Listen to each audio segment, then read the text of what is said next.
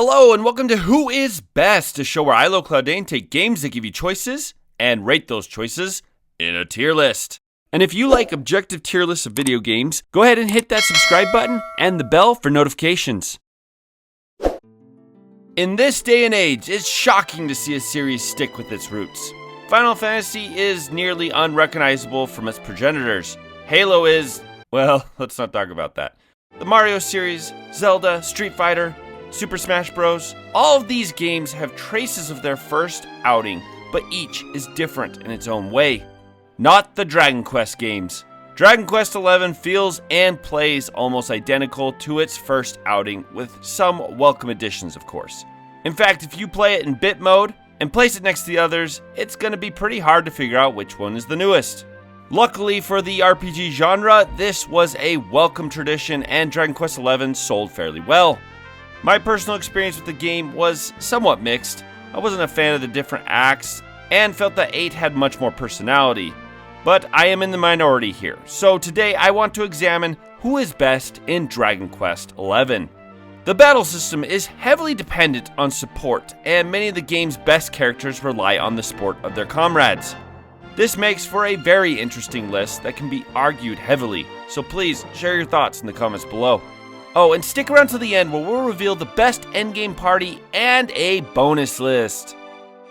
Now let's get started with the tier. Rab is a jack of all trades that becomes your benched character for most playthroughs. His main role is to fill in the gaps, but with the options you have, you'll rarely have a gap large enough to fit this guy in. The ability to put bosses to sleep and some healing capabilities are his best attributes. Though Sylvando is the better choice here, 10 out of 10 times. The low tier. The next character is a minor spoiler, so if you like, skip ahead to this time to continue the list. Hendrick is the single best tank in the game. In hard mode, there are a few bosses with devastating desperate attacks that can knock out your entire party, so he is useful for that. He's also a highly dependable attacker who, paired with the right weapon type, can rival Jade or the hero in damage. With all this being said, he's the last character you receive, and aside from certain boss fights, he just isn't really needed. You'll have what you need from him in all the other characters, minus tanking desperate attacks, and with better synergy to boot.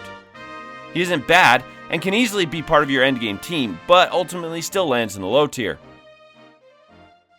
The mid-tier. Sylvando is a highly controversial party member. No, not because of that. He's extremely hard to replace. He is your second best healer and support character with abilities that make him a climactic mid-game character. The issue is that he'll fall away in usefulness once you move into the late game. Now, if that was all, I would have thrown him in the low tier, but he does have one very, very important and broken skill. That skill is Ladies First, which allows him to give up his turn free of MP charge to any of the 3 female characters. This is incredibly important and has been used to bust the game wide open. So at the end of the day, I set him in the mid tier. Serena is your only true dedicated healer. On lower difficulties, this is not needed, and both Sylvando, Hero, and Rab can fill that gap. But on higher difficulties, you'll need her in your party for the majority of your playthrough. At a certain point in the story, she gains additional abilities that would make her the single best character in Dragon Quest history. But unfortunately, this is temporary, and she quickly reverts back to her original healer class. Jade falls short in the place of Eric or the hero, but that doesn't mean she is completely written off. She can outdamage the hero with spears, and Pink Tornado is a perfect mob clearing ability. The major reason she's here is that she is your single best Metal Slime Huntress, being one of the only characters that can down one of these Metal Experience machines in the early game with a single blow. As you enter the end game, she'll fall behind in usefulness, but for at least 75% of your playthrough, she'll be a must for your party. The top tier.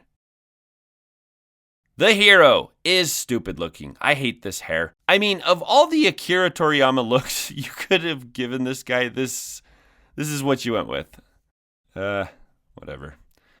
The hero is your most versatile party member. He can heal, he can attack, he can support, and he can cast magic elemental damage. He's one of the most reliable pep users and has tremendous synergy with the other party members. There really isn't a team build that can't use him. Where Rab's ability to do everything hurt him due to just not doing it well, Hero can do everything almost as good as anyone else. Ultimately, when the question comes down to who is the best character in this game, well, if you're not being supported by other party members, then the prize goes to Hero. The final member of the top tier is Veronica. Now, half of you right now are saying, wait, Veronica sucks. The other half are saying, wait, Veronica's the best. Well, you're both wrong. Magic Burst at level 70 makes her a god. And as long as you have someone to feed her MP replenishing items, she can wipe almost any enemy. So no, she does not suck. But she's not the best either. In hard mode, her low defense and HP really hurt her. And during some of the harder bosses, you have to pray that she doesn't get hit. So no, she's not the best. Second best, actually. The God tier. Hendrick dishes out the highest damage in Dragon Quest XI, and there's no contest. Now, much of this comes from intense and complicated setup, but none of it is useless. In fact, some of it rests on debuffing the enemy, which is always useful. Yes, Hero is more useful. Yes, damage is easier with Veronica's magic. And yes, if the setup goes awry, then Hendrick is still fantastic. Divide is absolutely busted, and his speed and evasion are top notch. Overall, Hendrick is the best character, if supported, in the game. Now, as for optimal team, this can actually shift around quite a bit and depends on what you want.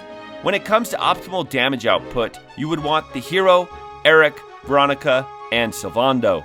Sylvando with knives can inflict debuffs on the enemy for Hendrick's setup, while also giving his turn over to Veronica for double and even quadruple magic attacks. Hero will dish out damage while supporting the team with Sylvando. If you're in need of more support, you can always switch Sylvando out for Serena. Hendrick, Hero, and Veronica will still dish out upper tier damage without Sylvando. And that's my list. There is a lot of discussion to be had about this beloved title, so keep it respectful in the comments, and be sure to subscribe and hit that bell. Bonus round. Best dressed Dragon Quest XI characters. Number 10, Hendrick Swindler. Number 9, Veronica's Kitty Cat. Number 8, Jade's Scarlet Slayer. Number 7, Serena's Hip Shaker. Number 6, Sylvando's Parade Participant. Number 5, Jade's the Bunny. Number 4, Hendrick's the Warrior King. Number 3, Hero's Luminary of Legend. Number 2, Jade's Zenlon. And number 1, Serena's Serenica.